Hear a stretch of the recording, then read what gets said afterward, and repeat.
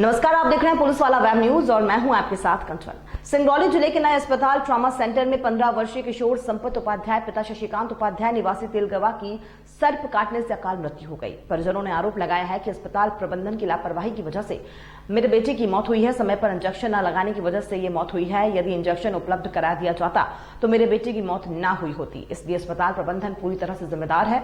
अस्पताल में सर्पदंश उपचार किट, टेटनस इंजेक्शन सिरेंज नहीं थी। बाजार से ट्रॉमा सेंटर दूर होने की वजह से आने जाने में भी लेट हुआ। किसी तरह का सहयोग अस्पताल प्रबंधन और डॉक्टरों ने नहीं किया, इसलिए मेरे बेटे की मौत हुई है। देवसर विधायक सुभाष वर्मा के हस्तक्षेप के बाद इंजेक्शन उपलब्ध कराया गया, लेकिन काफी देर हो चुकी थी। परिजनों के आरोप पर जब जिम्मेदार अधिकारियों से बात की गई तो सहायक कलेक्टर को इस जांच के लिए नियुक्त किया गया। जो जांच की गई उसमें अस्पताल प्रबंधन और डॉक्टरों को क्लीन चिट दे दी गई है। बताया गया है कि बच्चे के परिजन झाड़ फूक में पड़ गए थे, अस्पताल से बिना बताए बाहर चले गए थे। किसी भी तरह के अस्पताल प्रबंधन की लापरवाही नहीं है। इंजेक्शन समय पर लगाया गया।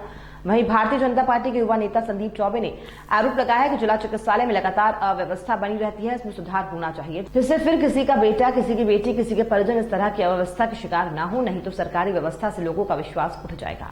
युवा नेता ने कहा कि पूर्ववर्ती सरकार के नियुक्त हुए जिले के प्रमुख लापरवाह अधिकारी कर्मचारी अभी भी पदों पर बने हुए हैं। उन्होंने मांग की है कि ऐसे कर्मचारियों को तत्काल हटाया जाए। इस संबंध में जब जिम्मेदारों से कैमरे के सामने बात करने की कोशिश की गई तो कोरोना का बहाना बनाकर कुछ भी बोलने से इनकार कर दिया।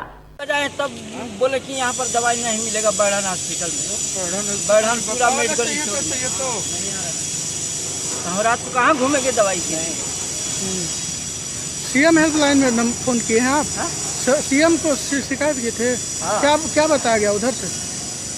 बोले जो बताए हैं अभी बताए हैं। हाँ, बोले हैं कार्रवाई करेंगे। वो कहते हैं आप फोन होते हैं पंचायत का है। हाँ, मैं बताना चाहूँगा, ये आज की घटना इतनी दयनीय है कि मेरे आंखों के सामने इस बच्चे की जान गई है। हाँ, मैं रात में 11 बजे इनके बच्चे को जब सर्प काटा है, इन्होंने लेकर के हॉस्पिटल आया और आने के बाद हम लोगों तक जानकारी ये नहीं हो पाई।